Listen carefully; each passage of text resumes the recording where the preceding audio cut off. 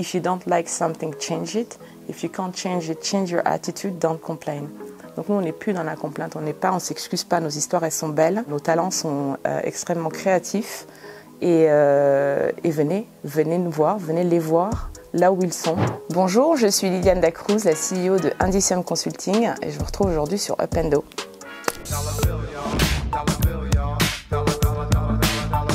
Je travaille dans l'événementiel, je suis une professionnelle de l'événementiel, 16 ans. J'ai travaillé pour des salons internationaux dans l'audiovisuel, MIPTV, MIPCOM, B2B toujours, et 3 années pour le plus gros salon international de l'immobilier. J'ai quitté la grande société pour laquelle j'ai travaillé pendant 16 ans, et avec l'envie de travailler essentiellement à destination du continent pour monter des événements B2B dans certaines industries. Et évidemment, la première que j'ai voulu adresser, une industrie que je connais bien, qui est le secteur de l'audiovisuel. Et donc je suis entrée en contact avec les autorités ivoiriennes pour leur présenter un projet. Et il se trouve que le ministre de la Communication, qui est le ministre qui porte le projet du SICA, avait déjà dans son pipe cet événement qui voulait voir le jour cette année. Et donc je me suis retrouvée embarquée en tant que consultante au travers de ma société pour organiser une partie de l'événement, notamment la ligne éditoriale, donc monter toutes les conférences, mais également prendre en charge la communication et la presse au niveau international pour que l'événement rayonne au-delà du territoire, avec une équipe de 6 personnes. Une super équipe de 6 nanas qui travaillent avec moi sur ce projet.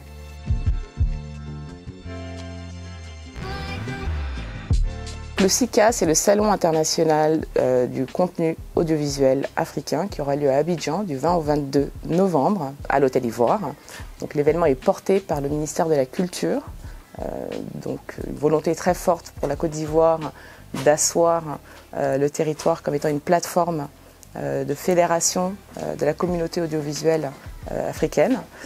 Et donc il vise à promouvoir le contenu et les talents africains et à fédérer un écosystème qui aujourd'hui est très fragmenté de par les différences linguistiques.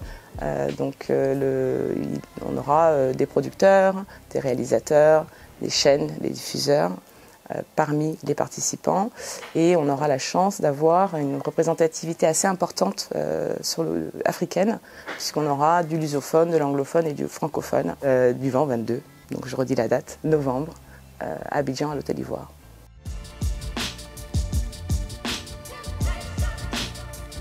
Ces 3 jours seront divisés en 2 parties. Le 20 et 21, on aura un forum qui sera constitué d'un classique de ce qu'on retrouve dans l'événementiel B2B, des conférences, des workshops, des keynotes. On a la chance de faire venir Kagiso Lediga, qui est le producteur de la grande série à succès Queen Sono, qui nous permet en fait d'avoir la diffusion en avant-première de leur série qui est produite par Sony Pictures et qui sera diffusée sur Netflix très bientôt. Mais le premier épisode sera diffusé pendant le SICA et la série s'appelle Classified.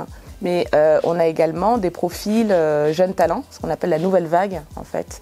On met un accent assez fort sur la Côte d'Ivoire. On a Maria Massoro qui est une grande animatrice de production, de Studio K. On aura également Nader Fakri, qui est un producteur de contenu, ce qu'on retrouve aujourd'hui, la nouvelle vague de producteurs de contenu de qualité qu'on trouve sur les réseaux sociaux et qui a des productions qui visent à promouvoir le continent. C'est tout ce mélange-là. On aura également des sociétés comme Paramount, comme Canal+, qui ont de gros investissements sur le continent et sur la production locale.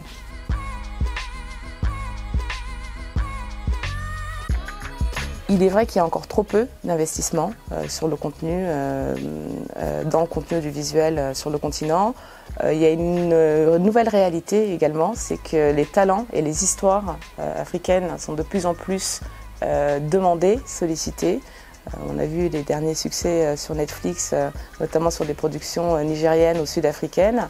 Et donc ce qu'on voit de plus en plus, c'est des plateformes de type Netflix ou Amazon ou Paramount, tous ces gens qui seront au SICA, qui investissent de plus en plus et qui font l'effort même d'ouvrir des locaux sur le continent pour être au plus proche des créateurs et pour pouvoir permettre un investissement au plus proche des talents sur le continent.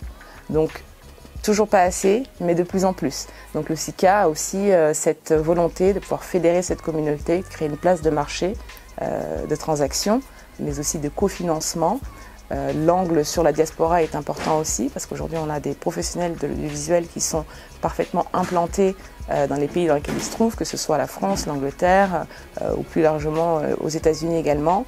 Et donc c'est tous ces gens-là qu'on veut mettre ensemble, parce que notre conviction, c'est qu'ensemble, sur 54 pays et autant de langues que ça représente, on a le pouvoir, en co-construisant, en co-créant, de répondre en tout cas à des contenus qui seront de plus en plus diversifiés sur nos histoires, de mieux en mieux produits également.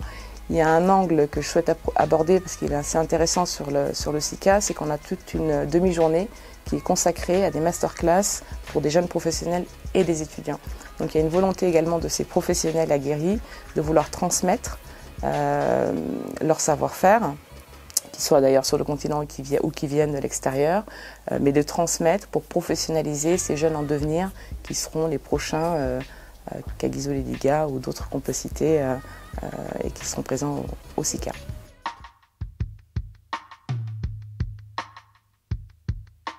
Abidjan a un historique parce qu'ils ont accueilli déjà par le passé ce type d'événement, alors qui n'avait pas tout à fait la même envergure, mais Abidjan est une ville qui sait organiser l'événementiel. Abidjan est une ville qui fédère le continent.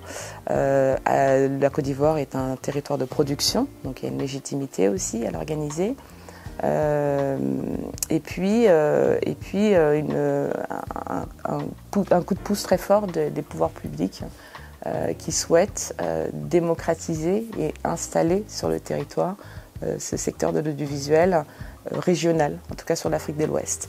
Donc la Côte d'Ivoire naturellement, parce qu'il y a tout ce qu'il faut, il y a les autorités, il y a le savoir-faire, il y a une destination très attractive. Je pense qu'on a les ingrédients qu'il faut pour réussir un événement professionnel digne de ce nom.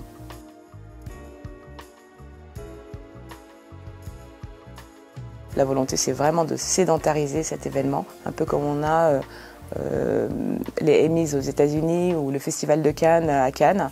Voilà, il faut donner un rendez-vous annuel au même endroit, parce qu'aussi l'événementiel impose de pouvoir, quand on veut fédérer une communauté, d'avoir ce rendez-vous de référence, et si possible dans un lieu qui est accessible. Donc c'est une première édition, évidemment, on attend autour de 250 professionnels et certainement tout autant de jeunes professionnels et étudiants. Le potentiel est énorme parce que l'industrie est vraiment en train de se professionnaliser et s'unir également. Donc c'est la première d'une longue série qu'on espère voir venir, et toujours à Abidjan évidemment.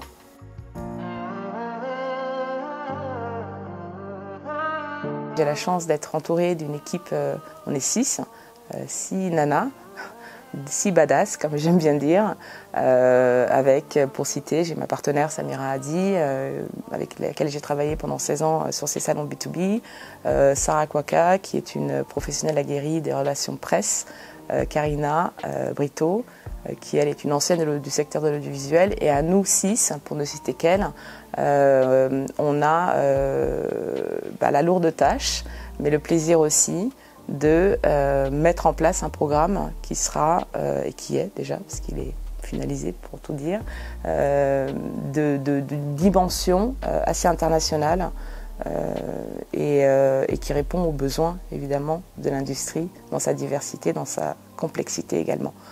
Donc il faut adresser des sujets qui sont des sujets d'infrastructure, des sujets de financement, on en a parlé, des sujets de coproduction, et mettre des gens qui ne parlent pas la même langue, qui n'ont pas la même culture, qui ont des façons de faire différentes autour de la table. Il faut des bons profils. Donc c'est l'ensemble du travail de l'équipe qui permet de retrouver ce programme qui est de grande qualité et qu'on aura la chance de pouvoir présenter aux professionnels du 20 au 22 novembre à Abidjan.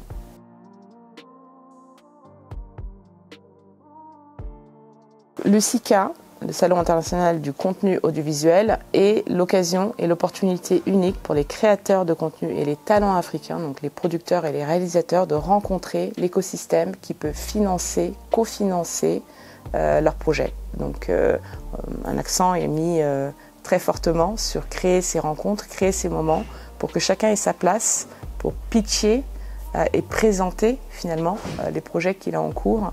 Et qu'on espère que le salon permettra de créer des bonnes connexions pour que dans quelques années on voit des productions qui ont initié ou des discussions en tout cas initiées au SICA qui se retrouveront sur les plateformes, les chaînes de télé. Donc ça c'est un objectif très premier, B2B, vraiment professionnel. On fait un appel à tous les professionnels de l'industrie, qu'ils soient au Mali, au Burkina, en Angola, au Cap-Vert ou en Afrique du Sud. On leur donne rendez-vous donc au SICA parce que les professionnels qu'on mettra au sein de cet événement sont là aussi pour les rencontrer, écouter leurs histoires, voir également ce qui se produit, ce qui se fait et créer une émulsion et des opportunités de business.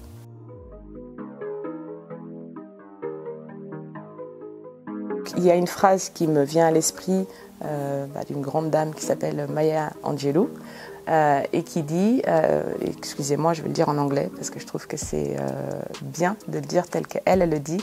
Elle dit « If you don't like something, change it. If you can't change it, change your attitude, don't complain ». Donc nous on n'est plus dans la complainte, on ne s'excuse pas, nos histoires elles sont belles, nos talents sont extrêmement créatifs et venez nous voir, venez les voir là où ils sont et venez écouter nos histoires et nous aider justement à pénétrer cet écosystème qui aujourd'hui représente des financements colossaux de par le monde, mais que l'Afrique ne captive pas encore assez, mais c'est en progrès et c'est pour le mieux.